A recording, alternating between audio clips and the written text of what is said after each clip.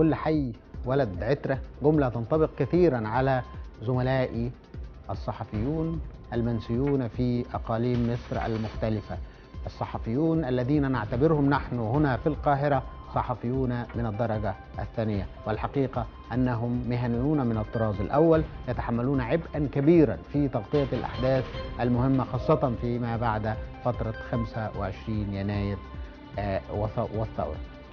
زملاؤنا في الأقاليم في الحقيقة مقدرون في كل الدول المتقدمة. عندما نتحدث عن الولايات المتحدة الأمريكية، صحافة الأقاليم أو صحافة الولايات كما تعرف هناك هي الصحافة رقم 1، لأنها تتحدث عن هموم المواطن في المنطقة التي يعيش فيها، وهي صحافة حقيقية. في مصر الوضع مختلف، نحن نعامل الزملاء على اعتبار أنهم مظاليم، على اعتبار أنهم حتى في الصحف ليس لهم حق التعيين، حتى في الفضائيات والتلفزيون هم مراسلون من الدرجة الثانية، نحتاجهم فقط عندما تحدث كارثة، نحن نستدعيهم في أوقات الكوارث وفي المناسبات الوطنية فقط، إنما في العموم نحن لا نهتم بالأقاليم، وبالتالي لا نهتم أيضا بمن يقومون بتغطية هذه الأقاليم. الوضع يجب أن يتغير. نحن نمتلك في مصر قامات كبيرة جدا في الأقاليم. إذا تحدثنا مثلا عن محافظة مثل السويس، فبدءا من المؤرخ الكبير حسين العشي، مرورا بالسيد علي منسي،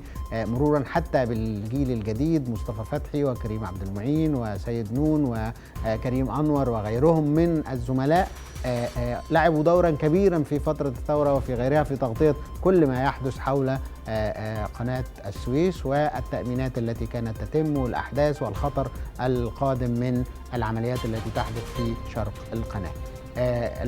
الصعيد أيضا فيه نخبة كبيرة جدا من الزملاء. لو تحدثنا عن محمد منير وإيهاب عمر وممدوح ثابت مثلا في أسيوط، إذا انتقلنا إلى قنا وغيرها، أسماء كبيرة جدا بدأت في الأقاليم وكان قرارها أن تستمر هناك، والحقيقة يجب أن تدعم صحافة الأقاليم. صحافة الأقاليم هي صحافة نشأت في مصر في أوائل القرن الماضي، ليس صحيحا أنها صحافة ناشئة. صحافة الأقاليم عندما انطلقت في ما قبل منتصف القرن الماضي كانت قوية وعافية، بدأت من أسيوط بشكل كبير جدا، انتقلت وأصبحت مزدهرة في الإسكندرية.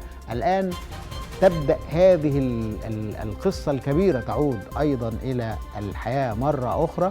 نتحدث عن صحافة حقيقية، نتحدث عن روابط في المحافظات المنصورة فيها عدد كبير جدا من الزملاء، الغربية، الإسكندرية،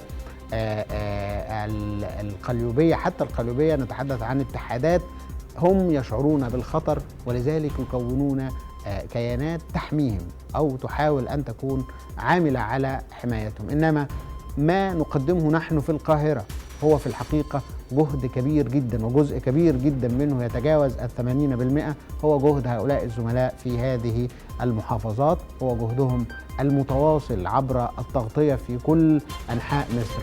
مهمة زملائنا في الأقاليم ستنعكس خلال الفترة المقبلة، أن الإعلام شكله تغير خلال العامين الماضيين، أن صحافة الأقاليم لم تعد صحافة أقاليم بل أصبحت في بؤرة الضوء عندما نتحدث عن البث المباشر للقنوات المختلفة، عندما نتحدث عن التغطية اليومية للصحف خاصة مع انتشار الإعلام الإلكتروني والمواقع الإلكترونية. مهمة هؤلاء الزملاء تبقى في الصدارة.